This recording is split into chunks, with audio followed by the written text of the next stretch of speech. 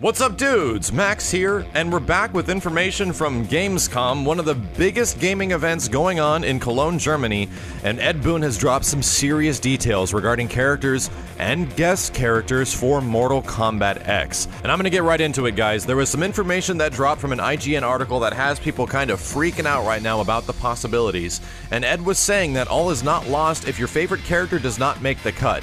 However, Boon was promising that the roster would be expanded with DLC post-launch, and there will be revealed that yes, there is console-exclusive fighters that will be back. This is referring to Kratos that appeared in the PlayStation 3 version of Mortal Kombat 9.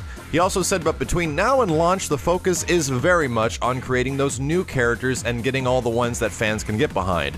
But when he asks what this means and should we expect these new players to be the one carrying the franchise forward, he really couldn't answer that one at this given time. The other interesting note is that the current top row of characters in Mortal Kombat X all resembles older MK characters returning roster, while the bottom one resembles all brand new characters never before seen really in the Mortal Kombat universe. Now, what's interesting is that they were asked about this at Gamescom, and they kind of hinted that this might be the way the game is going to go, that the top list of roster is going to be dedicated to older characters and the other half is for newer characters. That is a huge change for Mortal Kombat, kind of similar to previous like 3D first incarnation MK4 and stuff like that, where a lot of new characters showed up in the Mortal Kombat universe, and that could potentially be the possibility here, that the first top row is going to be all older characters and returning and redesigns, and the bottom row completely new fighters. Kinda crazy to think about that, but it's also really interesting. I think that might be a huge breath of fresh air for the Mortal Kombat franchise.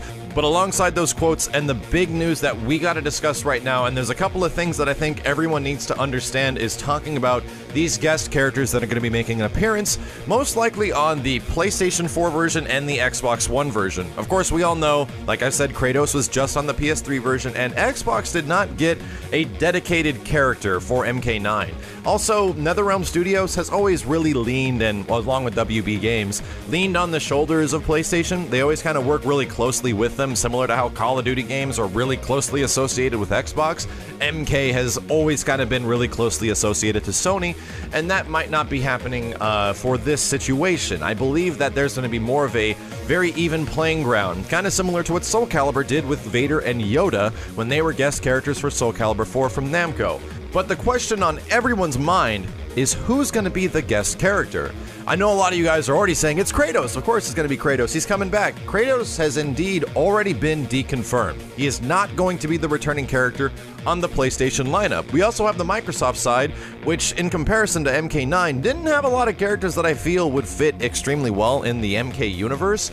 You might immediately be saying, Master Chief, let's put in, you know, a character from Joel from Last of Us, maybe a character from Killzone, or even maybe Lara Croft, since Microsoft is bringing out, you know, Tomb Raider on Xbox One. I'm gonna strike you guys down right here. None of those characters are going to make it into Mortal Kombat X. Mostly because the majority of these characters, and what you really have to understand about the Mortal Kombat universe and why it's kind of hard to team up with other characters unless you get like an abomination like MK versus DC, you have to have that character being comfortable in an environment where they can get their face cut off, where they can be decapitated, completely humiliated through horrible amounts of gore, suffering, and violence. And not a lot of characters are okay with that. I guarantee you Lara Croft doesn't fit in this game. In no way would Eidos or Square Enix let Lara Croft's face get cut off by Scorpion. In no way are they going to allow really crazy, gory, fantastical things to happen to characters, which is why something like Mortal Kombat vs. Street Fighter is not a possibility. Capcom Japan would not be okay with characters getting their heads cut off, Chun-Li getting her legs cut off, or Chun-Li cutting somebody else's legs off. It just doesn't fit with the character. When you think of a character from the Mortal Kombat universe, you have to think of it that way, which is why in the previous video where we were talking about the Predator making an appearance, an alien hunter that we have seen mutilated in several games past and cuts heads off and all this stuff, and he works for that. A Xenomorph would work amazingly well, and a dream of mine would be that the Xbox version would get the Predator and the Xenomorph would pop on the PlayStation. That would be absolutely amazing, albeit not an entire likely probability. The WB Games crew have worked on interesting games in the past, even Marvel games which belong to Disney, which lead me to think that it is somewhat maybe possible, but at the same time, These things are about promoting products. God of War came out for MK9, and Kratos was there because God of War 3 was really popular, and Master Chief was in Dead or Alive because there was a new Halo game coming out. This is very important to realize. And what I want to tell you guys is that one of the highest possibilities, especially on the Xbox end, is a Killer Instinct character. Killer Instinct, a brand new franchise from Microsoft, is going to be having another game coming out around the same time as Mortal Kombat X, most likely, with Season 2 constantly getting updated, is a high probability right now. I don't see any other character in the Microsoft roster of universes and established franchises that would really fit very well, unless it was maybe like the Arbiter or like an alien character from Halo, but I feel like that fits better in KI, perhaps.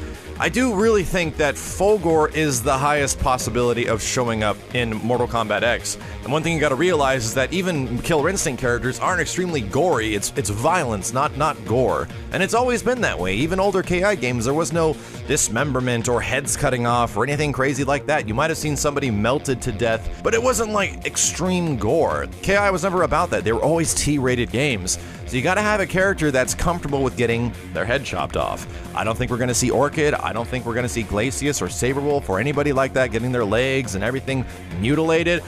The only character that I honestly feel could fit in the MK universe from KI is Fulgore.